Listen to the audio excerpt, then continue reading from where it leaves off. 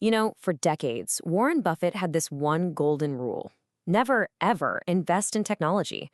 People said he was an old dog, that he just couldn't learn the new tricks of the digital age. Well, turns out they were dead wrong. In his late 80s, Buffett didn't just adapt, he evolved, making two of the biggest, boldest investments of his entire career by breaking the very rules that made him a legend. So this is the story of his incredible $150 billion pivot. So Buffett's whole empire, right? It was built on a really simple idea. Only invest in businesses you can predict. We're talking insurance, railways, Coca-Cola. And tech? Oh, he famously stayed away from it. Said it was just too volatile.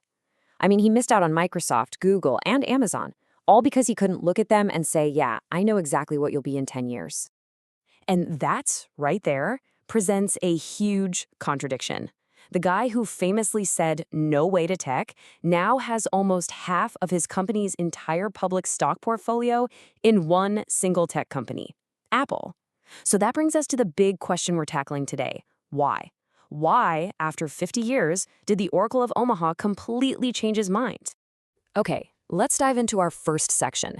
To really get what happened, we've got to rewind the clock to 2016. The iPhone had already been out for 9 years, and a lot of investors were thinking, Apple's best days are probably over. But as you're about to see, Buffett was just getting started. Okay, so here's the genius part. Buffett didn't think he was breaking his rule. Not at all. He just reframed the whole problem.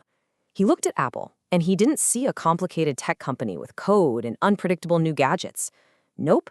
He saw an unbelievably powerful consumer brand, a product that's just as essential as Coca-Cola, but maybe even stronger. He realized Apple's real magic wasn't even the iPhone itself. It was this walled garden they built around it. Once you're in that garden, you've got your AirPods, your Mac, all your photos on iCloud, your Blue Bubble messages. You're locked in. The cost of leaving just becomes massive. So Buffett figured out that the real hurdle for someone thinking of switching, it wasn't the financial cost of buying, say, a new Android phone. It was the psychological pain. Switching would mean losing your photos, wrecking your iMessage groups, and having to relearn your entire digital life from scratch.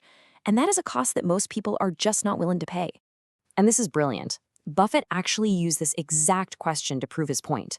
He realized most people would say no to the 10 grand. And why is that?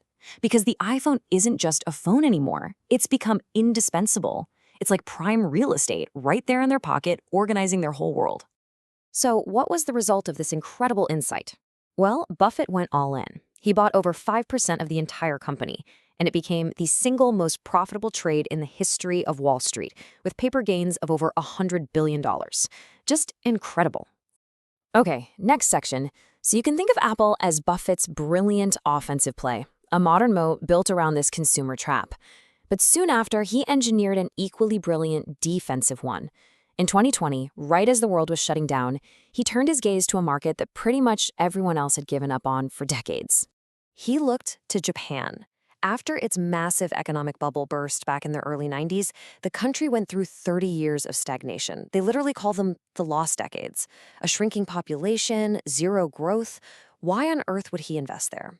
Well, because he found money just sitting on the floor.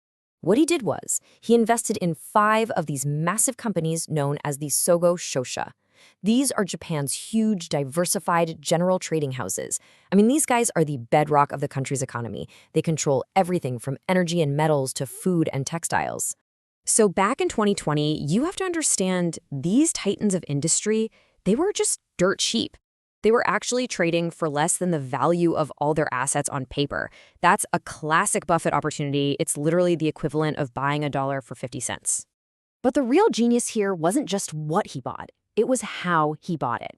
This next part, honestly, it's a total masterclass in financial engineering. Okay, so here's how this genius move worked. Buffett didn't use US dollars. Instead, Berkshire Hathaway issued bonds in Japanese yen. And since Japan's interest rates were basically zero, he borrowed billions for next to nothing. Then he took that yen and bought the Sogo Shosha stocks, which were paying out a nice healthy 5% dividend. Boom, right there, he's making a 4.5% profit just on the spread. And here's the absolute masterstroke. If the Japanese yen got weaker against the dollar, it didn't matter one bit. Why? Because the money he owed, his debt, was also in yen. So the value of what he owned and what he owed would fall together, perfectly canceling each other out. He completely eliminated the currency risk. It was a financial masterpiece. And the result? Well, since Buffett shined his spotlight on Japan, it helped reignite a ton of interest in the market.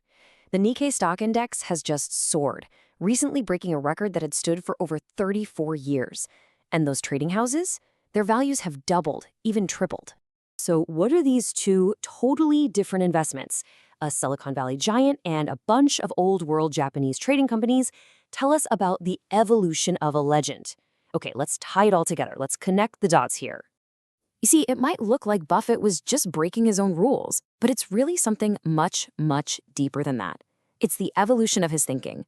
With Apple, he took his old principle of finding a predictable business and applied it to a totally modern consumer ecosystem. And with Japan, he found that classic, old-school value in a place nobody was looking, and then used brilliant financial engineering to get rid of the risk. So, the real lesson here isn't just about how to pick stocks. It's a really powerful statement about how important it is to keep learning, to stay intellectually flexible. At 90 years old, Warren Buffett proved that the single greatest asset an investor, or really any of us can have, is a mind that is always, always open to change. And that really leaves us with one final thought to chew on.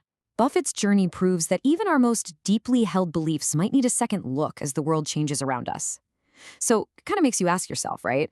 What unbreakable rule of my own is maybe overdue for our rethink?